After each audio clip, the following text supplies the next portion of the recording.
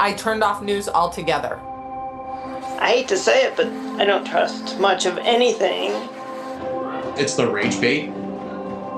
It feels like it's trying to divide people. If we got clear facts, maybe we could calm down a little. NBC News brings you clear reporting. Let's meet at the facts. Let's move forward from there. NBC News, reporting for America.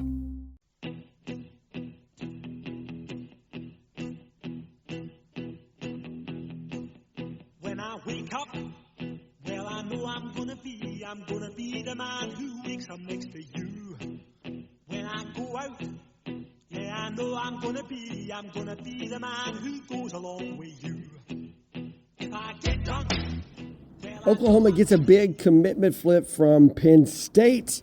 It's Tuesday. That means we've got SEC power rankings. And with the Sooners getting ready to face this final stretch of the season, I think it's time to look at the leadership of this team and really see how effective they can be in guiding Oklahoma as they close out the final 4 games of the season. The next two of which are going to be on the road. This is the Sooner Nation podcast. I'm Matt. Thanks for hanging out with us. I want to start by diving into a story that on the surface kind of looks like it's just another recruiting headline, but when you look underneath this, when you dive into it, I think it says a lot more about where Oklahoma football is heading as a program. Now, obviously, I'm talking about Oklahoma flipping 2026 4-star wide receiver Jasir Rogers out of Delaware. It's a kid who had been committed to Penn State since last summer, and what his decision tells us about Oklahoma's identity, its recruiting power, and its offensive future in the SEC. That's all what we're going to jump into right now. Let's unpack this, because I think it's one of those situations where you make no mistake about it. This isn't just a talented wideout. This is a bench bigger, painting with a broader stroke here, I guess. This is sending a message out across the college football landscape. Let's start with some facts here. Rogers is 5'11". He's 180 pounds. The top player from the state of Delaware, 4-star prospect according to 24/7 Sports Composite. Ranked as the number 52 receiver in the 2026 class. And when you watch his tape, you see why. This is a young man who's electric after the catch. He's got quick acceleration, great hands. Can't emphasize that even more. Great hands. And he's got great field vision as well. This is the kind of field vision that makes him a danger every time he touches the ball. His nickname is Spider-Man, and it fits because it just seems like the football sticks to him or he sticks to the football. Either way you look at it. Now, Rogers has been locked in with Penn State since July of last year. But when James Franklin was fired earlier, this month, that changed everything. So the coaching chaos there at Penn State opened a window, and Oklahoma, they pounced on it. He was there in Norman last Saturday for the Ole Miss game, and we all know Oklahoma loses that game 34-26, and yet still he comes away convinced that OU was the place for him. And to me, I think that's where this story really gets interesting, because you don't often see a recruit, especially one from the East Coast, taking a home loss and still say, yep, this is where I belong. So that tells you something about Oklahoma's recruiting identity right now. And we've gone into depth on this in previous episodes of the Sooner Nation podcast. But let's be honest with this. Oklahoma flipping a wide receiver from Penn State, it's not about rankings. It's really about the reach that they're starting to develop within this coaching staff. Delaware, right, is not traditionally Oklahoma recruiting territory. You expect Oklahoma to pull kids out of Texas. You've seen the kids come out of California, maybe even Florida. But Delaware, that's Big Ten country. And Oklahoma is not only are they reaching through the states of the SEC, now they're crossing conference boundaries. And I think what stood out with Rogers, it wasn't geography, it was the culture, this identity that I talk about so much when we do these podcasts. And listen to this quote. He says, Oklahoma is just a place built for football players. What an amazing, I mean, if you're a young man being recruited and that's what comes out of your mouth, that's the impression. Oklahoma is just a place built for football players. That means that they made an impression. And he goes on, just the rich history they've got of putting great receivers in the league and just the program and the coaching staff. It's a family atmosphere over there. That's huge. That's what they're selling, and that's the impression that young men are leaving with after they come to Norman. Because when a kid comes from across the country, he's never lived the Sooner lifestyle. He's never grown up idolizing and watching football in this region. So he doesn't know firsthand what it's like to be here. But yet he comes and he feels like it's family. He comes for this visit and the culture is what he's talking about. In fact, you can even say the culture is what's doing the talking. So this flip, it's more than anything, it's proof that Brent Venables, and you got to throw a bone out here to Emmett Jones, the wide receivers coach, what they continue to build. We've seen it defensively, and now we're seeing it offensively. They're building something that transcends geography. So Oklahoma, they're not selling proximity, right? They're selling purpose. They're selling development. They're selling belonging. You used to try to sell proximity. You used to be able to tell a kid, look, man, you're from this state or that state, and we're going to play in that state or close to that state this many times over the course of your 3 or 4 years. They're not doing that anymore. What they're doing is they're saying, look, this is the purpose you could serve here in this program. This is who we could develop you to become within this program. And this is why we feel like you belong in this program. And those things are deep. Those things resonate with a young man, not only looking for his own identification, but his own purpose. And I don't think you could talk about Jasir Rogers without talking about Emmett Jones. I have been in the past, I've been maybe more critical than I need to be about Emmett Jones because let's just be honest, the last 2 seasons, Oklahoma's receiving core has been a letdown. Now it's coming around this year, but still, I've been a little bit critical there. But we also know that Jones can recruit. We know that he's quietly become one of the most effective recruiters on this entire staff. And he was, you look at this class right now, you've got Daniel Odom, you've got, I always mess up this kid's name, Xavier Okwufusi, all right? I know I didn't say it right. Braden Allen. And now you add Rogers, who's the 4th receiver in this 2026 class. And I think what Jones does better than most is he connects. He makes a connection with the young man that he's trying to recruit. And Rogers mentioned it. He said it wasn't a day that they missed a call. It started to click the first time I got a call from Coach Stacy, that's Stacy Ford. He made me feel welcome and already on the team. So he's talking about where he was, and then now Oklahoma pulls him away from it. That's a relentless approach to relationship building.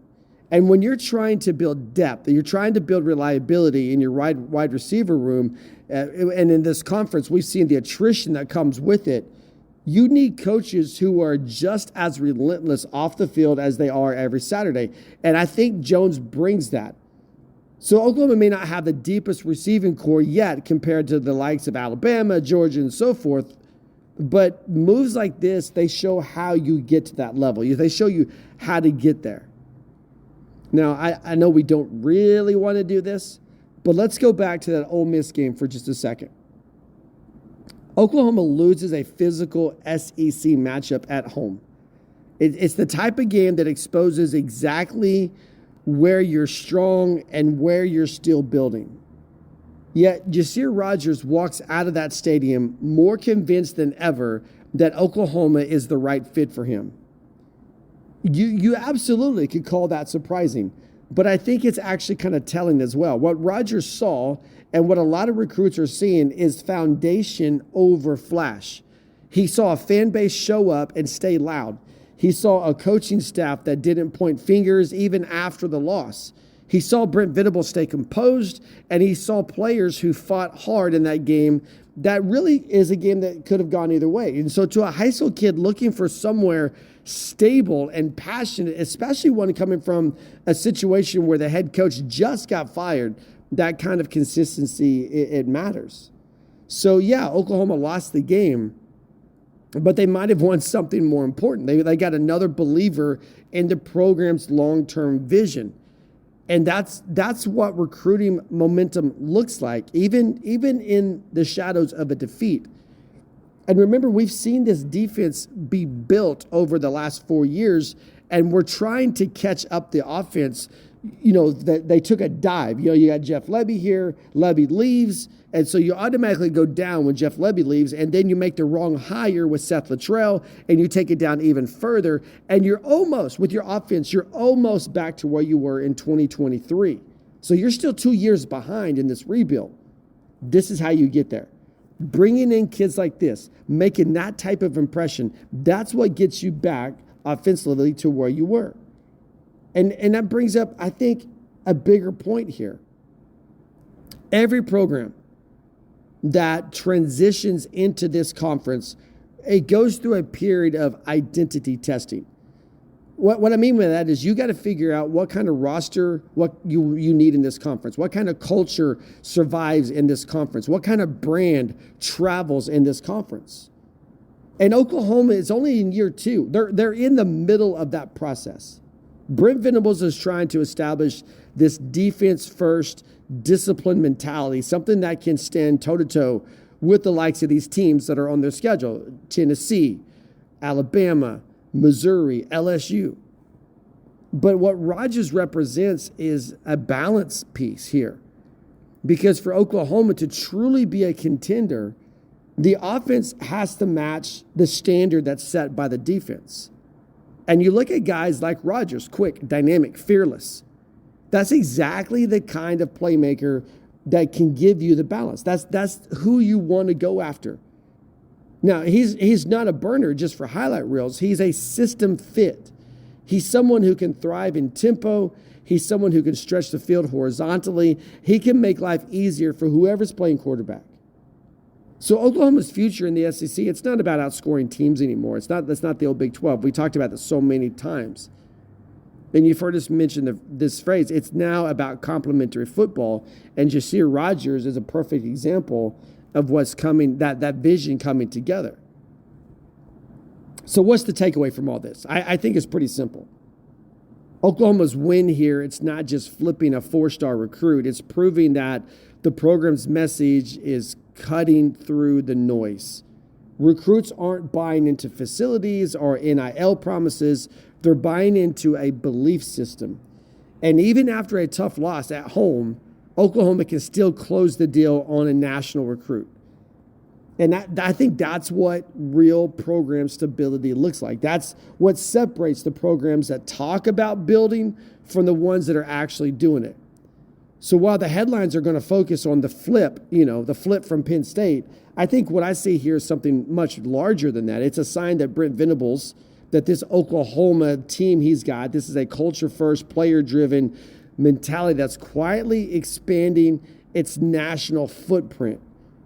And it's finding its stride here in the SEC area as well. So if that trend continues, the Sooners, they're not just going to be competing with the recruits like Jasir Rogers. They're going to also be winning them over. And that's what we saw happen this week. Hey, it's Tuesday, so you know what that means. We've got SEC Power Rankings coming up next. I am so excited for this spa day. Candles lit, music on, hot tub warm and ready. And then my chronic hives come back. Again, in the middle of my spa day. What a wet blanket. Looks like another spell of itchy red skin. If you have chronic spontaneous urticaria or CSU, there is a different treatment option. Hives during my next spa day? Not if I can help it. Learn more at treatmyhives.com. Welcome back to the Sooner Nation podcast.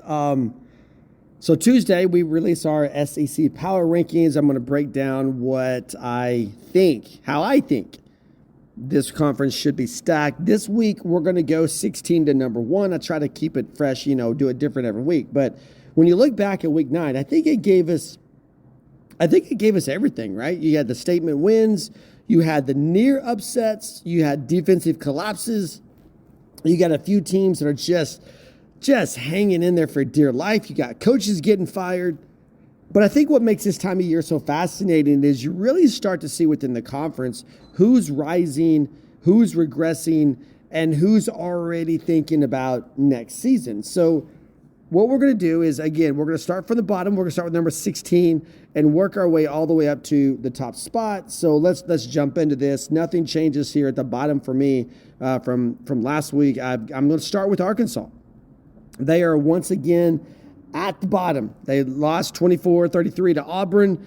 Saved Hugh Freeze for the moment, but it sums up their season. They were competitive.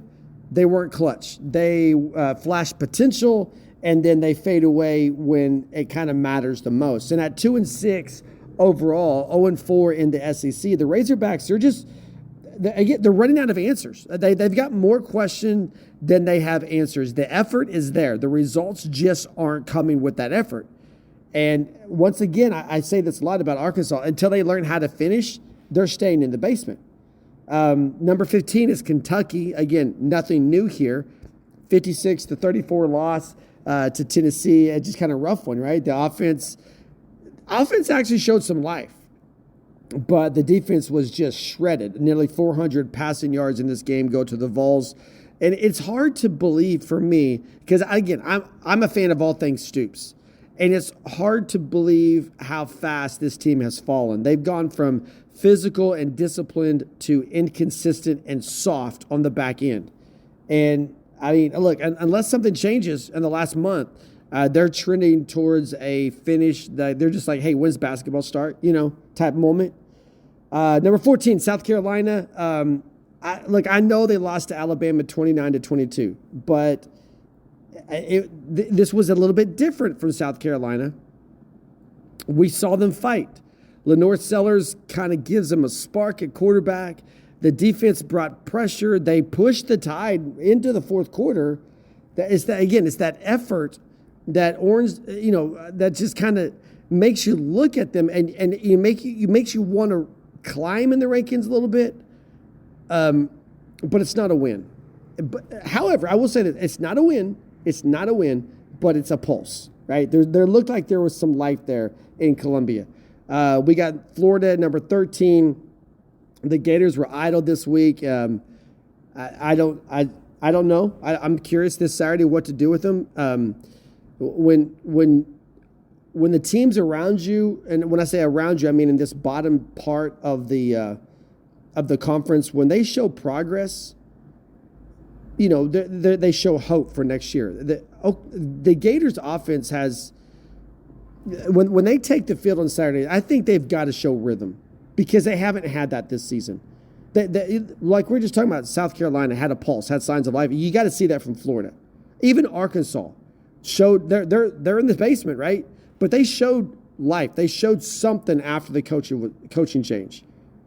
And you've got to do that. You've got to do that. Or if you don't show it on Saturday, then you're really going to have to wait till next year to see what type of identity that you might develop. The Gators are 3-4 overall. They've got the win over Texas. It's going to be a reality check for the people down in Gainesville. Let's go with Auburn at number 12. Surprise, Jackson Arnold gets benched and the Tigers win. So look, we talk about showing signs of life. So I've got Florida stacked between two teams that showed something last week. And one of those was the Auburn Tigers, who get a 33-24 win over Arkansas. And exactly what they needed. Cobb Kid ran for 153 yards. The defense held firm late in the game. And for the first time this season, you see Auburn close a game out. Now, they're still inconsistent. They're still trying to figure out who they are offensively, but progress is progress. I don't see how. I don't see how Hugh Freeze goes back to Jackson Arnold. I don't see it. And we're at the point now where who's Jackson Arnold going to play for next season? Because if you go back to Arnold and you lose, you're fired. You're done in Auburn.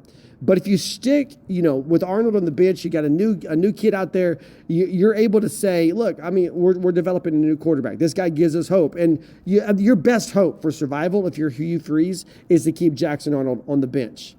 And I think that's how you build belief. I think that's what they want in Auburn is belief, something to believe in. And right now, I know it was Arkansas, but right now the Tigers have something to believe in. Number 11, we're going with Mississippi State. Don't let their 4-4 record fool you. They are better than what they look. They take Texas to overtime. Completely fell apart in the fourth quarter. Blake Shapen, though, had a great game. 381 yards in the air, 4 touchdowns. He showed command against the Texas defense, but at the end of the day, if you're Jeff Lebby, you're looking at another close loss. But I think it's proof that this team can hang with anyone when they execute. They just, like so many other teams in this category, right, in this part of the rankings, they've got to finish. They have to learn to finish. And I think when you look at the bottom half again of this league, that's the recurring theme. Moving into the top 10, we got the Missouri Tigers at number 10. They're sliding a little bit, though. They lost 17-10 to Vanderbilt. You saw this team with all kinds of early season magic, right? Now you got a freshman quarterback in Michael Zollers who's taking over, showing some flashes, but he's young. He's inexperienced, and he's forcing throws, and he's having to learn the hard way.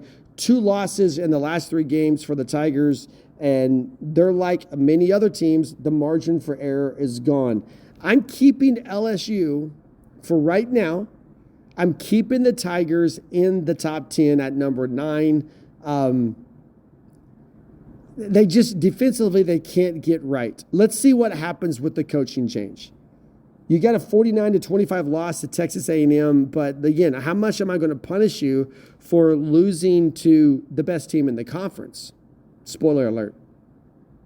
And the Aggies were able to expose every weakness there. That poor tackling, slow reactions, no physical edge.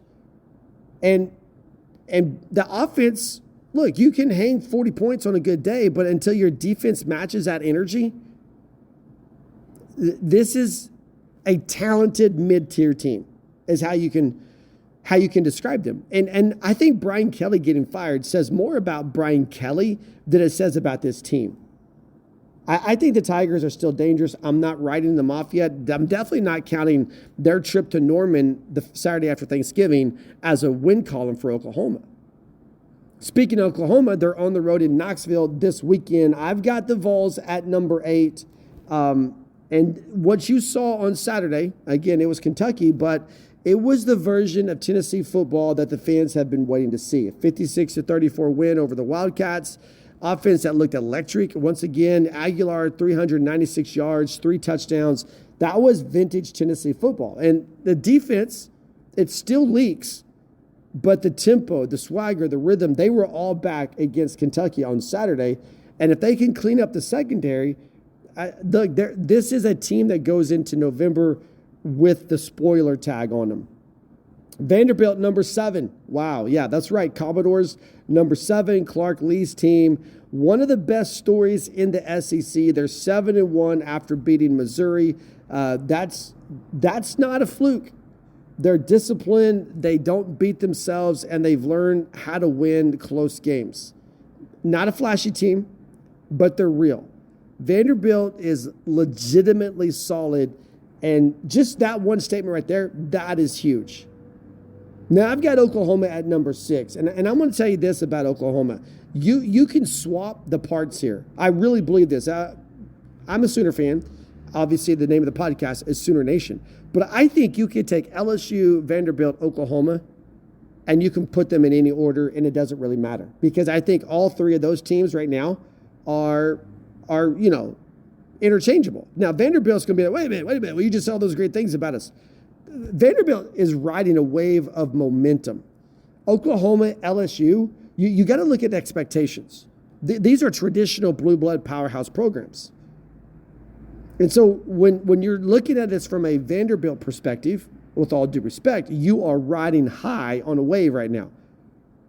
When you look at it from an LSU or Oklahoma perspective, you're like, man, what's wrong with us? We're number 6. We just lost our second game of the season.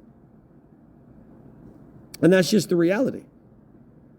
34-26 loss to Ole Miss and Norman. This one hurts because, as we've talked about, it was there for the taking. Xavier Robinson ran for 109 yards, 2 touchdowns.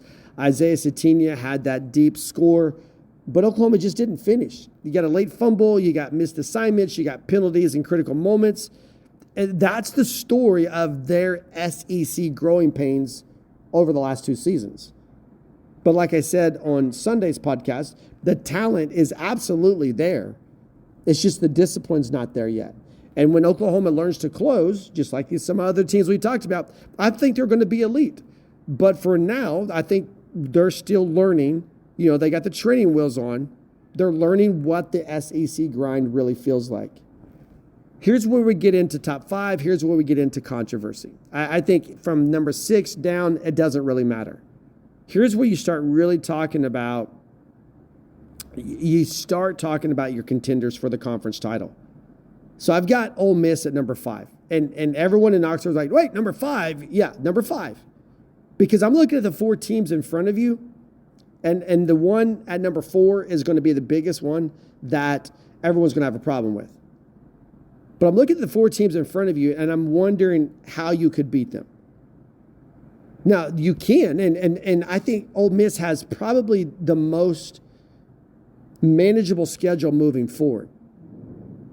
But this was a defining road win for Lane Kiffin and his squad in Norman. You got a quarterback in Chambliss that was efficient and poised, 315 yards. You got the touchdown, total command. The defense took it to Oklahoma. You're seeing Ole Miss grow. You're seeing the kind of composure that the Rebels haven't had since Lane Kiffin has been there. Now you're sitting at 7-1 in conference play and very much alive, not even just alive in the SEC title race, driving the bus.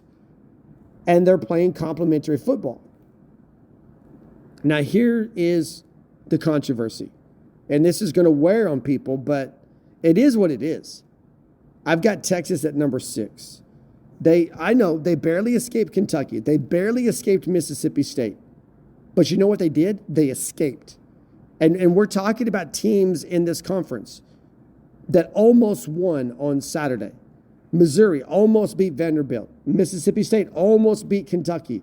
But Texas didn't almost win. They did win. Sure, it wasn't pretty, but it was gritty. It's a win that tests your character. You've got a quarterback in Blake Shapen who had a monster game against you. And you've got the Texas offense finding answers late, even without Manning on the field. So the Longhorns took every bit the part of, the spoiler role that Mississippi State wanted. But they withstood it. And they found a way to win. And I think that's what you've got. I don't like to compliment Texas just because I'm a Sooner. But they're winning. I know they lost to Florida. I know you're going to throw that out there. But what have they done? They just dismantled Oklahoma. They found a way to win when nothing was working right in Lexington. They found a way to win when the opposing quarterback is having a monster night in Starkville. They're winning. Texas is a contender. They've got 1 loss in the conference. And until something else happens, you got to say they're a contender. So here we go, the top 3. Georgia, number 3. The Bulldogs steady and rested after the bye week. And I think when they're focused, I've said this about Georgia for a while, when they're focused, they're probably the most complete team in the conference. So the last time they were out, they beat Ole Miss 43-35. They showed their explosiveness. They showed their balance. And this is a team that can flip a switch like no one else. So I think you got to watch out for Georgia in November because I think they're about to hit their stride. I did drop Alabama to number 2 this week. I've been riding the tide, if you will, but you've got a shrinking margin here, okay? So, yeah, they've got a great record in conference, but they were scared 29-22 at South Carolina. It showed some cracks. Ty Simpson played well, but the defense looked vulnerable. The rhythm wasn't there. Still, it's Alabama. They've always figured things out, and I expect them to kind of sharpen up down the stretch. They are very much in the driver's seat as well, but I have to. I can't not do this. I got to put Texas A&M at number one. And again, this just kind of makes me angry, but the Aggies, they're there at the top spot. They dismantled LSU 49-25, probably their most complete performance of the season. Marcel Reed, 300-plus total yards, 4 touchdowns, complete control, defense locked in. They set the tone. This was a statement Saturday-type performance for the Aggies that kind of flashed some championship-caliber team functions, right? So I think Georgia, A&M, Alabama, if you're saying who's the most balanced team, well, those three. But who's the most confident, who's the most cohesive, who's the most dangerous, I think you got to go with the Aggies. So yeah, you can feel it. The SEC, it's starting to separate into tiers. Top tier teams, they know who they are. The middle tier is trying to find some consistency. There at the bottom half, you got a mix of growing pains and rebuilds. November's coming. We got one more Saturday in October, and then November is going to expose. No, this is it. Saturday is November 1st. We're done with October. Who is built for pressure? Who's got the excuses? That's your Week 10 SEC Power Rankings. Look, if you're enjoying the podcast, if you enjoy our breakdowns, if you enjoy our insight, please make sure to follow, subscribe, share it with other fans around. Let me know where you think we're right, where you think we're wrong. Who's your dark horse in the SEC that we're not thinking about? Here we go. Final segment of the Sooner Nation podcast, the Tuesday episode going into Week 10. I want to use these last few minutes to ask the question that might define this last month of the season for the Sooners. Is this team truly locked in, or are they still learning who they are within this conference? Because here's the reality. Through 8 games of the 2025 season, the Sooners they've shown flashes of being a real contender. They've had dominant quarters. They've had the explosive drives. They've got defensive series that look like, classic Brent Venables football. But then they've had moments like what we saw last Saturday, the Ole Miss game, the Texas game, where leadership, discipline, and situational control just seemed to slip away. And that's why I think this conversation here in this final segment matters, because you've got 7 permanent captains for this season. 7 guys. It's not changing week to week. These are 7 guys that you're looking up to, guys like John Mateer, guys like Kip Lewis, guys like Robert Spears-Jennings, even Troy Everett, who's not playing because of injury. Those are guys who are the leadership core. That's who's supposed to represent the identity of this 2025 squad. And the question is, are they living that out now when it matters the most? Because over the next 2 weeks, I know there's 4 games left in the season, but look, the next 2 weeks, this is going to be a defining stretch. Because Oklahoma's going on the road. You go first to Tennessee, and then you go to Alabama. 2 of the toughest venues, not just in the SEC, but in college football. And I think this stretch is going to tell us everything we need to know about what kind of team Oklahoma really is right now in this moment. Brent Venables said a long time ago, everything rises and falls on leadership.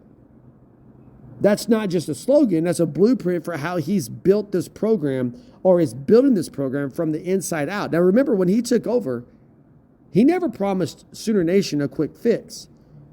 What he did promise was a foundation. He talked about accountability, toughness, the standard that goes beyond the scoreboard. It's that same thing we talked about in the opening segment with recruiting. Now, 3 or 4 years in, that foundation is being tested every single week in this conference. And I think that's where this 2025 captain group comes in. These guys, they're not just figureheads. These are culture carriers. Right? This is like John Mateer. This is your starting quarterback. This is this is the guy who's supposed to be that alpha role. It says, that calm presence. It's critical for a young offense learning how to handle pressure, but he's got to make his voice known. Troy Everett from the sideline, very underrated, I think, what he's able to do from the sideline role. The communications he's able to have with those guys, the necessity to convey that they've got to be tough, that they've got to be the ones who set the tone in the trenches. Kip Lewis, Robert Spears-Jennings, those are emotional heartbeat players on Oklahoma's defense. And Lewis battling an injury right now. Who knows if he's able to play in Knoxville. But still, these are guys who their physical play has to match what they're saying verbally. They're guys who demand energy on every snap. So you've got a leadership core that's not about hype. It's about holding the line. And when things get loud, things get chaotic, things get uncomfortable, these are the guys who are supposed to bring balance back.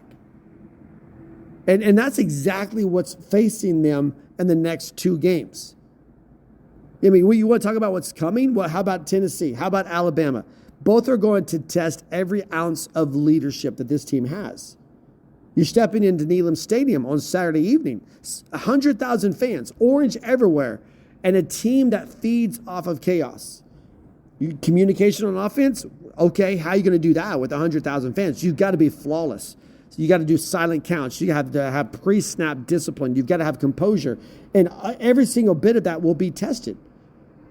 But then you got the bye week, and you're off to Tuscaloosa, where Alabama, even in the post-Saban world, this is the team that plays with championship expectations, and they have an aggressive defense.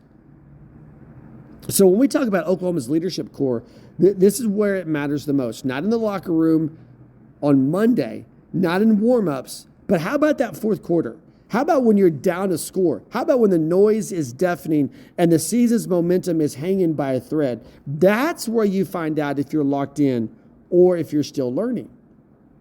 So if we rewind just a few days ago to Saturday, there's a blueprint for what went wrong. But also it is how this leadership could change it. We know the Sooners had opportunities. They ran the ball well. Xavier Robinson was a bright spot, 100 yards. The defense played some of the best football in the third quarter they've played all season long. But in key moments, execution and discipline slipped out the door. That's why you've got illegal formations that set up a safety. That's why you've got fumbles on punt returns. That's why you got field position flips. That's why you got missed third down conversions. They had Ole Miss on the ropes. The Rebels were wobbling. They could not deliver the knockout blow. And those moments, they are not about talent. They're about focus. They're about leadership. And you can see it. When things got tight, Ole Miss, they had that calmness of a veteran team. Oklahoma looked pretty tense. So that's why I think this next stretch is really important. The captains, they've got to be the ones. They've got to be the ones in that locker room, in the film session, on the practice field. The ones who say, not again. They have to be the one to remind the team in that huddle, hey guys, breathe, focus, execute. Let's hit this up one play at a time. Because that's where culture turns into results. And you know, what we like to do here on the Sooner Nation podcast, we like to zoom. So let's zoom out for just a second. Because this season, I believe, is an identity check for Oklahoma. We said it so many times. We know what Brent Venables wants. Defense first, discipline driven. He's made that so clear. But you've got an offensive coordinator in Ben Arbuckle, and you got an offensive staff that are trying to build rhythm and explosiveness and creativity. And the question is, can both coexist? When the defense is playing at an elite level, can the offense sustain drives and finish? When the offense is moving the ball, but the defense gives up a big play, can this team emotionally reset? That's the kind of balance that teams like Alabama and Georgia and Texas A&M, they have it. They've built it. And that's the next step that Oklahoma has to take. And it starts with leadership. Because balance doesn't come from scheme, it comes from belief. When you have leaders who steady the ship, everyone else falls in line. So if Oklahoma wants to evolve from being competitive to being contending, then this captain group, this group of young men, they've got to be the ones who embody that consistency. So here's where we are. Here's where it all lies in. Oklahoma's 2025 season, it's not defined yet. You still got 4 games left. They've shown potential, they've stumbled, and now they're staring at back-to-back road games that I think are going to reveal who they really are. If they're truly locked in, if this leadership core is as steady as advertised, then I think they're going to come out of the stretch battle-tested, sharp, and ready to make a run throughout the last 4 games of the season. But man, if they're still learning, if composure and discipline continue to waver, they're just going to find out really how unforgiving this conference can be. Either way, I mean, look, this next chapter is going to define not just the season, but I think it's going to define where Oklahoma stands within the standard that they're trying to develop. Because leadership is not about speeches. It's about what happens when the foundation and everything around you begins to shake. And we're about to find out. Can the 2025 Oklahoma Sooners stand firm in the storm? Thursday, we're going to talk Oklahoma, Tennessee.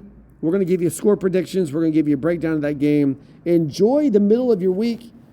We're almost back to game week, or game day, or Saturday, whatever is coming. Boomer Sooner.